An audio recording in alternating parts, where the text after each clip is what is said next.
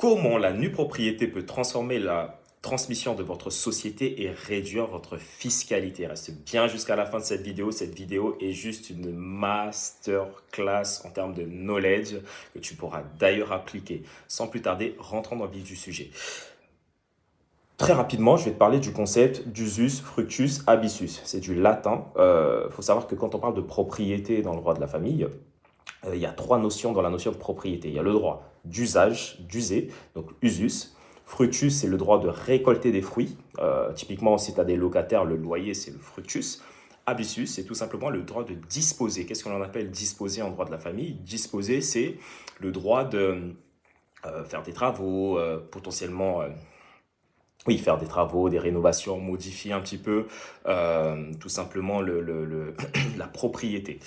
Alors, j'ai échangé avec un membre de mon accompagnement qui, dans 10 ans, songe à arrêter. Donc là, il est en train d'arracher ses dernières boîtes pour pouvoir les transmettre à ses héritiers réservataires, donc ses enfants.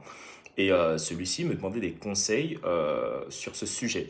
Il me disait comment est-ce que tu as des idées là-dessus. Et bah, dans cette vidéo, justement, je vais t'expliquer un petit peu les tips que je vais donner sur le sujet. Ces trois points, donc usus, fructus, abssus, pour récapituler, qui est le droit d'usage, le droit de récolter des fruits et le droit de disposer du bien, donc le modifier ou le transformer.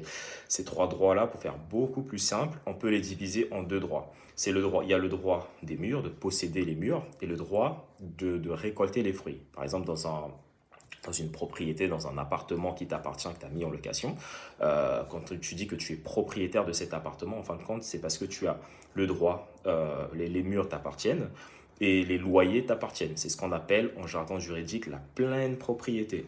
Donc chaque fois que tu vas dire que tu es propriétaire, en fait ce qu'il faut que tu saches, c'est que tu es propriétaire à la fois des murs et des fruits, donc des loyers que tu vas recevoir.